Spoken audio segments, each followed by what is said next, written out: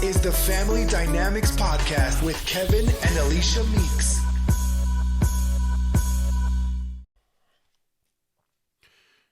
Welcome to the Family Dynamics Podcast. Yes, I am your host, Kevin Meeks, my beautiful, illustrious co-host, Alicia Meeks. Once again, she is not with us. My wife is extremely busy. She does events. She creates mats. She has her own group, a Sport Wives Club. Guys, you've heard all of this stuff. But I will get my dynamic duo partner on here soon. But today, I just wanted to share with you guys, just what's been going on with me. On this podcast, we talk about co-parenting, family, marriage, just the wide range of things that go on in the family, right? Blended families, right? So guys, just to get right into it, you can see the topic. The topic of right now is court order or no court order, agreement or not agreement, parenting agreement or not parenting agreement, parenting plan or not a parenting plan. Now, you can feel the way you want to feel, and every situation isn't cookie cutter, right? So in my experience, I feel that court orders is necessary. Now, I know a lot of people is going to say, like, why should we have the judge, or why should we have the system in our business? Well, hey, now it becomes a business, and it becomes what's best for the child. And when you leave a relationship, you get divorced, or you had a relationship with someone that ended, you had a child that came about out of the relationship, however the relationship ended, now you have to be of the business of the child. And that's truly what it is. And in co-parenting, a lot of times we try to have this hierarchy. Each parent feels like they're more important than the next. And that's just people. Like, that's just how people are. Like, as a father, I have rights, or I'm super needed out here in these streets with my children, and that's correct. I'm a mother. I birthed this child, and I should have more privileges. And I had to do X, Y, and Z for 9 months, and true. So both cases, you guys are right. But how do we put a bow, or how do we put a structure around our co-parenting lifestyle now, right?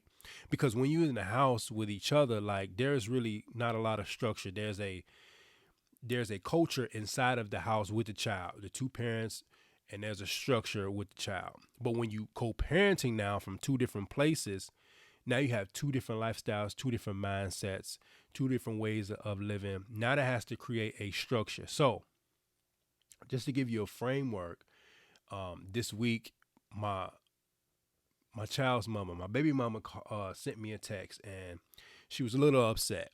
And she was a little upset because she drove all the way to the school. Usually she gets our son on Fridays, right? Because I have residential custody. She gets our son from school on Fridays, and I guess she didn't pay attention to the day. And it was actually a weekend that I usually get every month.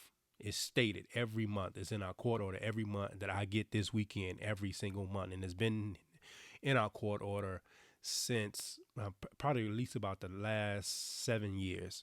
So she says to me in the text message, she says, "Hey, I drove all the way out here. I didn't realize it was your weekend. Hey, do we still got to kind of do this whole, weekend thing? If you just needed the weekend, you could just let me know." And I didn't respond because I instantly got aggravated, but I understand, because I've been co-parenting with her for a long time, that she was kind of softly poking the bear. And how was she softly poking the bear, you may ask? Because, excuse me, because she was saying, basically alluding to, she had more control in the situation than I did. And that was what I was saying in the beginning. Everybody feel like they are the matriarch or patriarch in the situation, when truthfully we are doing this together. I don't have to ask you for time with my son or our daughter or however. It's documented the time that we get with our children, and I don't infringe, and I don't want your time to be infringed on, and I definitely don't want my time to be infringed on. So I didn't respond because usually I will respond with facts. And facts is the reason why parenting plans, agreements are in place so that lines don't get blurred, so that we don't get things crossed or we don't infringe on each other's parenting time. So I didn't respond. Excuse me. And I think that that's key for any co-parent. Sometimes you no response is the best response. And I think that, because me and my baby mama, we had been previously in a relationship years and years ago for 9 years. So there is some history of and a knowledge and an understanding of the the setup for a conversation, right? It's I'm married now, so now I can understand the text tone, voice inflections to where my wife may be a little aggravated, a little snippy, a little ready, or a little having a little anxiety. So I respond based off the history of how she's feeling because how she's projecting to me. So that's helped me in my marriage to kind of calm down. And where am I going with this? I'm going with this to say I understand, and that's what a lot of us as fellas, a lot of us as co-parents, like we have to understand the setup. And sometimes we fall for the banana and tailpipe. So I didn't. So I didn't respond at all because facts is that we have a court order that's been in place for 7 years. And what she wanted to do, guys, she wanted to have a open framework where we just free ball our parenting. And that didn't work for us in the past because at some point lines are going to get crossed, and what she want and what I want, someone's going to win. For instance, the holidays are coming up. You got Labor Day, you got Thanksgiving, you got Christmas, you got New Year's, and all of these other holidays. Someone is gonna want the child at the same time. There's no way the child you can do however you want to do, but there's no way that the child can be in two places at the same time. Now, in the past, we have split up a holiday, but a lot of times that don't work because you spend so much time exchanging the child that you miss the actual day, the Christmas and Thanksgiving. So it's easier to just say, hey, you can have Christmas or I'll take Thanksgiving, however it goes.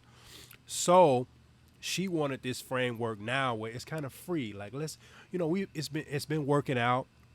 And I know what she's thinking. It's been working out. We haven't been arguing much.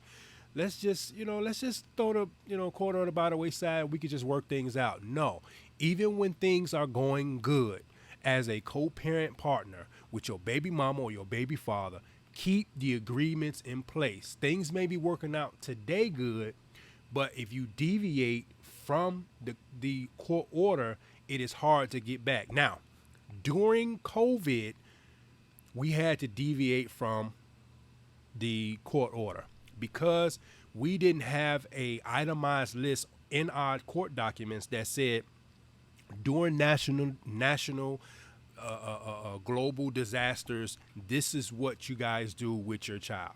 And I think that this hit a lot of co-parents, a lot of co-parents by surprise. What do we do in event of an epidemic, pandemic, or whatever demic it is? That wasn't stated in our parenting plan. That wasn't stated in our court order. So we had to do things. We had to do things that was off record, meaning we shared week for week. So our child, like most kids, was doing homeschool or virtual school or e-learning. So what we did was, you take a week, I'll take a week. I'll meet you on Sunday, and he'll do school at your house for a week, and back and forth, because it just kind of lightened the load for one parent to have to deal with the e-learning the entire time, and that would weigh heavy on one parent to not see their child for weeks on end until, because look, it lasted for a long time. So I'm going somewhere with this, guys. That's the only time we had to deviate from the court order, because it wasn't in our parenting plan to say, what do we do in the event of a national disaster? And moving forward, I don't think that we will put that in, because hopefully during our lifetime and in the lifetime of my child being this age, we won't ever have to deal with a pandemic where we have to co-parent. Like we won't ever have to deal with it because our child is of an age. Because they said statistically, pandemics and stuff like this happen every 10 years or whatever. And it seems like it's coming closer and closer and closer. But in our lifetime, we hoping that we won't have to deal with following a parenting plan guideline because our child is of getting of age where he will be an adult in a few years. So anyway, she wanted to deviate from our court order to where she pick him up when she feels like it. And it can't work, guys. Excuse me. I've been under the weather. It can't work because at some point she had no clue what I had going on this weekend. Your co-parent partner may not know nothing you have going on for the weekend that you had already set aside for you and your child. And at some points, it's not their business if you had planned something or your child planned to go with you somewhere. Or so I don't have to tell my baby mama like, hey, this weekend we was thinking about going to hibachi. We was thinking about going swimming. Like, I don't have to tell you that. It's my time with my child. I don't have to tell you every intricate detail about what we're doing. Now, that may differ from a lot of other co-parenting situations, but if I want to go out to eat with my son or I want to go to eat with my daughter or whatever, I just don't feel it necessary to communicate what we're doing. Because when I allow her, when she has time with our son, to be as free as a mother that she can be, and she don't have to check with me to be a parent. If something happens while you having your parenting time with our son, negatively, like he falls or he had to go to the hospital or something happened in the streets, like negatively, yes, communicate that with me. But you having fun or you nurturing a relationship with your child, that's something that you'll have to tell me. So meaning, by her wanting to infringe on my time because things are going good with us our communication and things have been going good, I didn't want to deviate from that. And I don't have to. So that's why I said no response is the best response. And sometimes, guys, we do have to revert to our co-parenting plan. Like, hey, listen, you know what the court order says. And sometimes that's cringeworthy. That's cringeworthy. Like, you want to throw our documents, you want to throw our agreements in our face. Well, you are the one who is not aware of the agreement. This is my weekend. This is my holiday. This is my whatever it is with our child. So I didn't respond. And back to the point of the reason why I brought up this topic, is agreements worth it? Should you have agreements? Should you have court orders and so on and so forth? I would have to say yes, in my opinion. A lot of things go left when there is no structure, no plan. Children need structure and plan. My son, as of these last 7 years, know that this is the weekend I always have with my dad. And it's usually the first weekend of the month. He even knows it. From a little boy to now. Children need structure. Children need routine. And if parents are just, flying off the seat of the handle, like, oh, you're going to go with your dad or you're going to go with your mom, it confuses the children. It confuses their learning environment. It confuses their home time. As much as we want to do what we want to do, structure, routine is important. And it cuts down a lot of the arguing, bickering, and some of the toxic communication that we have as co-parents, to just say, hey, look, this is on paper. Look, you got stop signs, you got street signs, you got rules and going to businesses and places. Why don't we have a structure for a system called our co-parenting? We need that. We're sensible adults to know if we're at an intersection, we need to stop and look. So we are sensible to know that, but they also put a sign there that says stop. Just in case you don't know that you're crossing and someone else could be crossing, let me just let you know to stop. That's what a court order does. Let me just let you know what your financial obligation to your child is if that's in your court order.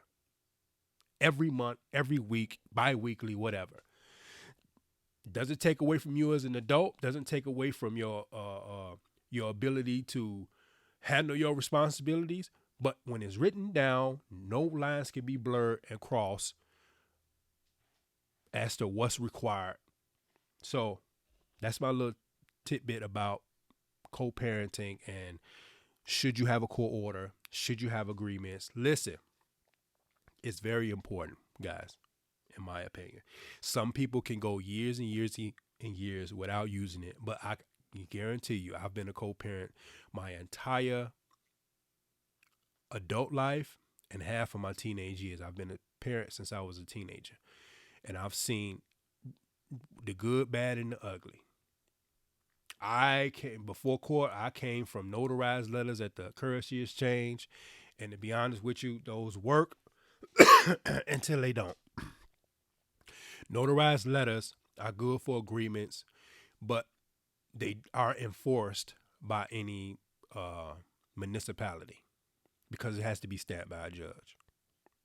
If you want your agreement with your baby mama or your baby father to be concrete, it has to be stamped by a judge. Yes, when you got two sensible adults, you can write a letter, type out a letter, you both sign on the bottom of the document, go to a currency exchange, you both show your license or your ID and get it notarized, and that you both have a copy of what you agreed to. But in the event that one party deviates from that agreement or wants to violate that agreement, with a notarized letter is not enforced by any municipality, meaning a police officer or anything like that. If you were supposed to pick up your child from school, or if you were supposed to have them for the birthday party, because it's not stamped by a judge, it is not and will not be enforced. At least in the state I'm in. At least in the state I am in. It's best that you get it stamped by a judge with the court stamp and seal upon it, so that the police can enforce, if in an event, hopefully not, that one party violates it because they feel like they want to deviate. So, what is the end result? The end result was I continue to have my parenting time, and come next week, I will in no way, even if something comes up I feel that he will be best suited for and fit for, I will not infringe on her parenting time. So, hey, put down in the comments. Let me know. Give me a thumbs up, like, follow, and share if you feel like, hey, if you truly disagree. If it's just me having a very toxic relationship with my baby mama, then just say it's just you, Kev. If not, hey, say, hey, man, that's me. I've been dealing with that, man. I've been trying to figure out, hey, and it's called a parenting plan. Court order parenting plan. Stamped by a judge. If you want to have uninterrupted time, if you want to have enforceable time with your child, you're going to need a parenting plan that is stamped by the judge that outlines all of the details for school, pickup and drop-offs, weekends, holidays, birthdays, taxes, everything. My court order outlines everything but a pandemic or epidemic. It's even outlined where we pick up and drop off our child. Which location? Is it lit? Is it dark? Which outside nephew, niece, uncle? It's not even in there. Only you and I can exchange our child. That's it. That's it. So, guys, this has been another episode of the Family Dynamics. Put down in the comments again. I will get my beautiful wife on here soon. And like I always say, I'll see y'all in a minute. Thank you for listening to another episode of the Family Dynamics Podcast with Kevin and Alicia Meeks. Thank you, guys. Please like, subscribe, and comment. And don't forget to follow us on social media at The Family Dynamics. We'll see y'all in a minute. Bye.